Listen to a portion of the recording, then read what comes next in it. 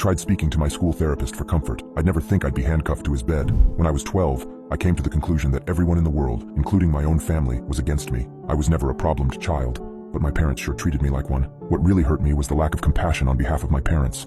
My mother was a bitter woman who always made me feel guilty of accidents or mistakes I've made.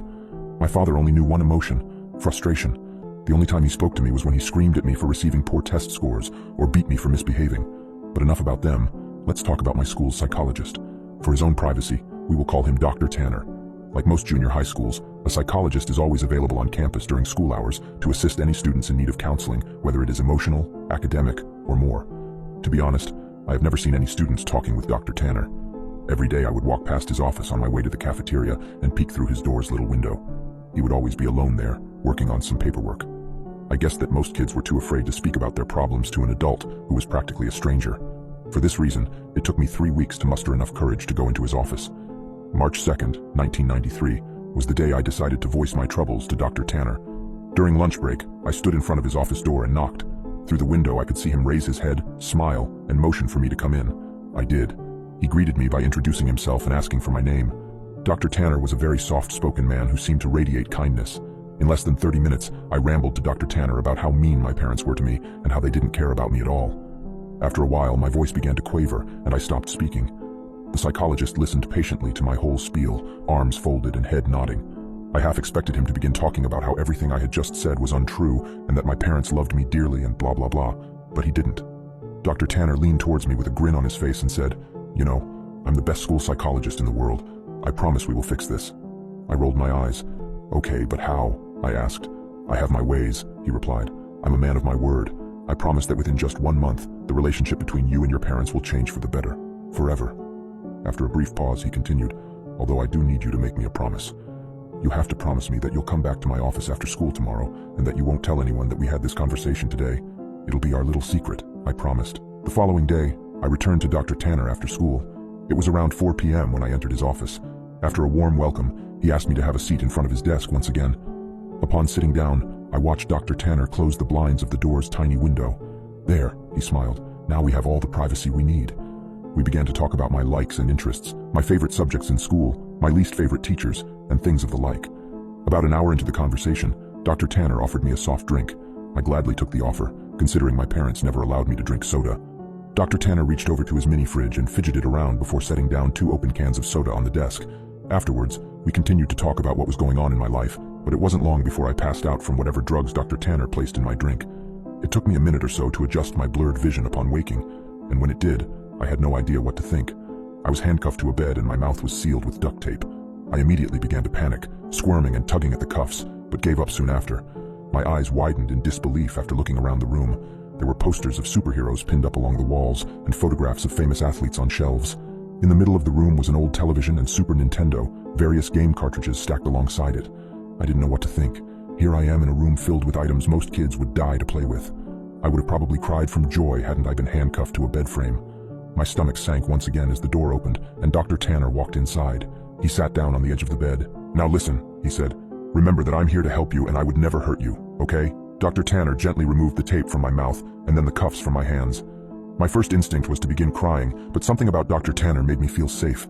He smiled at me. "You're going to be staying here for a while," he continued. "And during this time, you're allowed to play with any toys in this room while I'm here at home. But when I leave the house, I'll need to cuff one of your hands back to the bed. You can still watch the television, but I want you to only watch the news channels when I'm away." I sat in silence, still trying to process the information he had given me. "So," Dr. Tanner yipped, slapping me on the knee, "you go ahead and knock yourself out. I'll be back when it's time for dinner." He got up from the bed, walked across the room and clicked the TV's power button before locking the door behind him. Several more minutes passed before I realized that Dr. Tanner wasn't joking. All that was left for me to do was boot up the Nintendo and play Mario until nightfall. At about 7 p.m., Dr. Tanner returned to the room carrying 2 plates of mashed potatoes and chicken strips. I finally gathered up the courage to ask him how long I'd be staying in this room. "Well, about a month," he replied, "give or take a few weeks. I just have some work I need to do." The following morning, I awoke to Dr. Tanner's hand patting my head. "Hey, bud, you don't have to wake up right now if you don't want, but I'm going to need to put this back on," he whispered, clamping the cold steel handcuff onto my wrist. I gazed up at him. He was wearing a collared shirt and slacks, a coat draped over his shoulder and a suitcase at his side. He looked just how he always did when I saw him around school. Before leaving, he placed the TV's remote next to me and told me to turn it on and watch the news. The first thing I saw upon turning it on was a breaking news segment. An important-looking police officer stood at a podium surrounded by people with microphones. I happened to begin viewing halfway through his speech. A statewide Amber Alert has been issued as of this morning. We have several investigators working towards identifying potential abductors, but as of right now, there is not much evidence.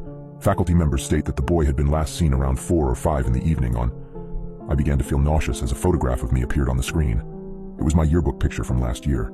Captions for the photograph displayed my name and age, my school, and my town. Above my picture were alternating titles: FBI begins search for child and kidnapping suspect unknown, and potential runaway. The live footage continued, and 2 figures I soon recognized as my mom and dad stepped up to the podium. Both appeared to have reddened eyes. Tears streamed down my mother's face as she took hold of a microphone. I'd never seen so much emotion come from my mother before, as she wept on live television, stuttering on sentences such as, "Please return my baby back to me," and "I'm so sorry," and "Please come home to us." When my father took the microphone, I nearly expected his attitude to be stone cold, but he too had tears in his eyes. He pleaded to the world to bring his son home safely, and lastly begged for my forgiveness. I know I haven't been the best father, but God damn it, do I wish I had been now. Please bring my boy back. I turned the power off shortly after. My emotions were mixed, for I had never once seen my father cry.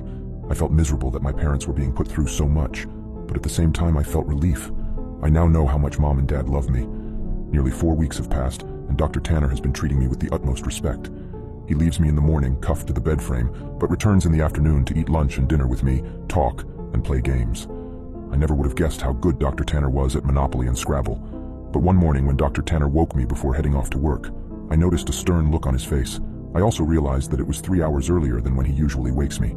"You need to watch the news today, no exceptions. I want you to keep the television on all day and pay close attention to it," he stated grimly. I, of course, complied and watched him exit the room. About 2 hours later, a breaking news segment interrupted the toothpaste commercial I was watching. The title, "Human Remnants Found." 2 staunch-looking men in suits stood aside one another and began speaking. "We are displeased to bring up such unfortunate news this morning regarding our missing child case from earlier this month." One of the men bowed his head while the one speaking shuffled through some papers. He continued, "Remains of a body have been found in a garbage bag beneath a highway overpass. The body appears to be that of a child, although not much of it is left. The body has been decapitated, and much has been burnt to ash and bone." The screen shifted over to a helicopter view of the freeway. Dozens of police cars gathered near the bottom of a tall overpass. The man's voice could still be heard. Within the bag, police found a junior high school identification card labeled as such. The screen showed the school ID card I always kept in my backpack. The plastic had sort of melted away, but my photograph and name were intact. After the 2 men dismissed themselves, the camera panned over to my parents. They were sitting among reporters. My mother's face held a painful grimace, and my father sulked his head down at his knees.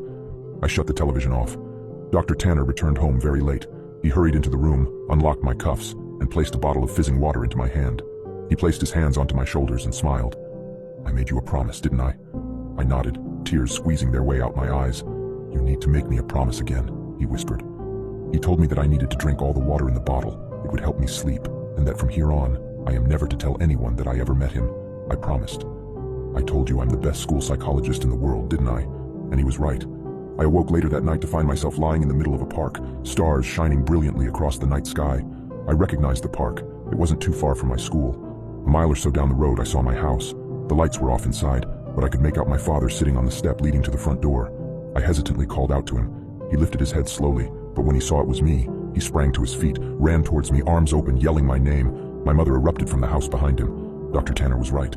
Things have changed with my family and I. My parents smile more often and treat me lovingly. I could not ask for a more perfect ending.